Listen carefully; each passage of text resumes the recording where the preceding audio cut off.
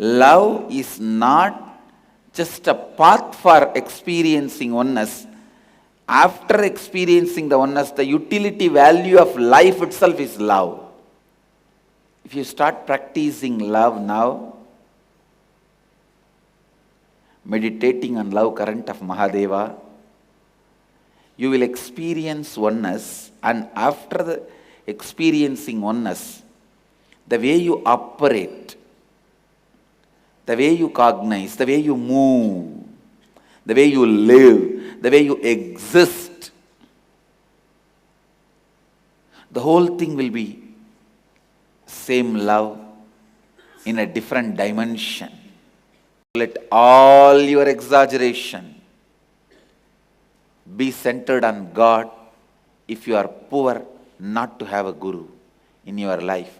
If you are rich enough, luxurious enough to have a guru, shift everything to him.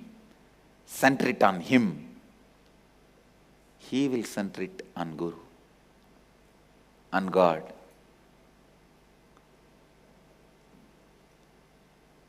If you shift all your exaggeration towards his statement, statement will shift it towards his state. Because statement and state are finally one and the same.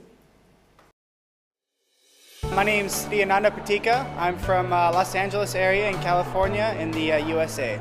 I'm Vaishnavi from Bangalore.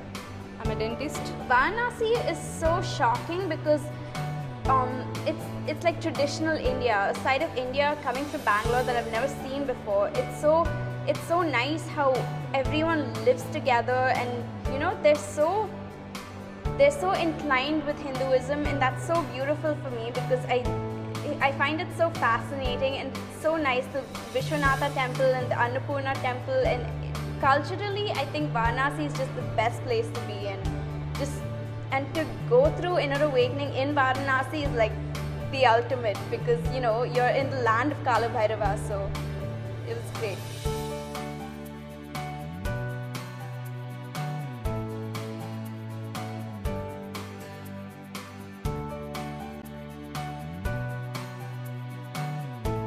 We went to the Manikarnika Ghat where we went through the burning experience, and that was so incredibly profound and powerful for me. I could literally feel so many, felt like thousands of years and incarnations just melting and dissolving away with this fire. The death process was probably one of the most powerful experiences I've ever had. Experience went on just after the death process. We have written all the fears we have about the death.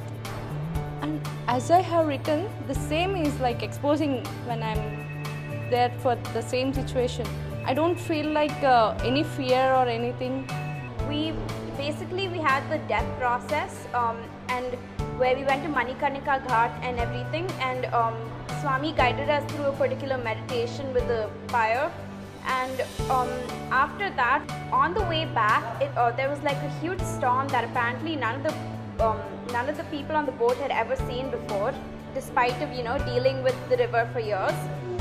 In that kind of storm, I felt it was like a test for us to really see whether our incompletions with death was still there or not.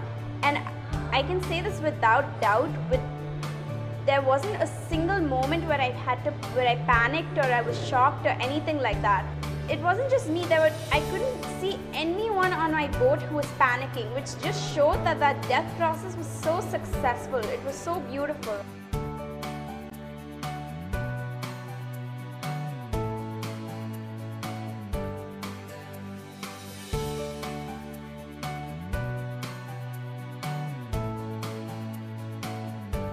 The Ganga Arati was amazing, and even the storm that happened right after the Ganga weather was so perfect the entire time. And the second the Ganga Arati ended, on the way back, the huge storm came, lightning, thunder, rain, the whole 9 yards. And our boat was the second boat. Swamiji's was just ahead of ours. Just like Swami's, the waters were really turbulent. We kept spinning, kind of crashed into one of the ghats, but the whole experience was completely calm. I didn't have any fear. I knew Swami's there, but being in the land of Kala Bhairava, there was just a complete calmness to the whole situation. I actually enjoyed the rain. It was really nice and cooling. So I was like, okay, first we die and burn, and now I'm getting a fresh bath, so this is great. So it was a really intense but incredibly peaceful experience. Kashi Vishwanatha was absolutely incredible. You know, being able to see this Jyotirlinga, which is considered the most powerful of the 12 Jyotirlingas, and physically touch it, and then combine it with the energy field of Swamiji himself, it took on a whole nother level of Shakti, and it was very moving to be a part of that and witness it. So it's just these beautiful little moments with the Master that make everything worthwhile, especially when you have such an ancient area such as Varanasi.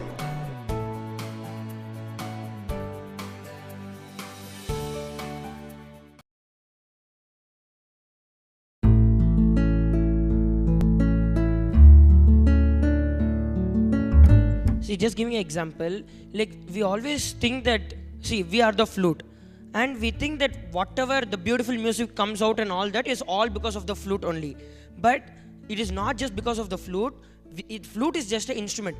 The air which blows through the flute and then makes the things happen is what is the real thing. So when we think the flute only does everything, the flute only is this, the flute is only that, then nothing will happen in your life.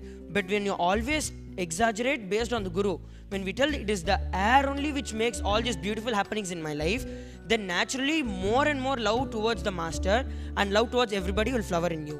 Swamiji told, when there is a flood, you can't see the small rocks lying down like incompletions. So when there is too much of devotion, you only see the flow of Swamiji. You only see the flow of Guru, not any other incompletion or anything else, is what I feel. I want to share one of my experience. Like this happened a few years ago, where when we used to practice for Mallakamba, that time we also had a practice where the master who was teaching us Mallakamba, he was also teaching us like tying a rope to your waist and then having a fireball around it and roaming around, means spinning around with it upside down. So we are all practicing it, but without any fire, just normally like that. And I never practiced that with fire before. So and we had to present it in front of the audience. So Madhvet, Rishadvet and the master told, all of them told, it's too dangerous for you to do with fire, just do it normally. So then Swamiji was also present for the presentation that time. Then Swamiji asked, hey, what is this? What are you going to do? Then the master replied that in that ball we'll pour kerosene and burn it. Then I had no idea that he's going to do it like that at all.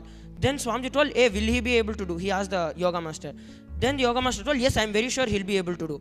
Then I looked at Swamiji. Then Swamiji told, okay, come on, do it.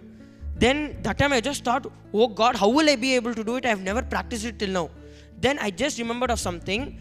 Like before that, in one of the satsangs, Swamiji told that, see, whenever you have an incident or whenever you have something in your life, always have the plan A as the Guru, plan A as the God.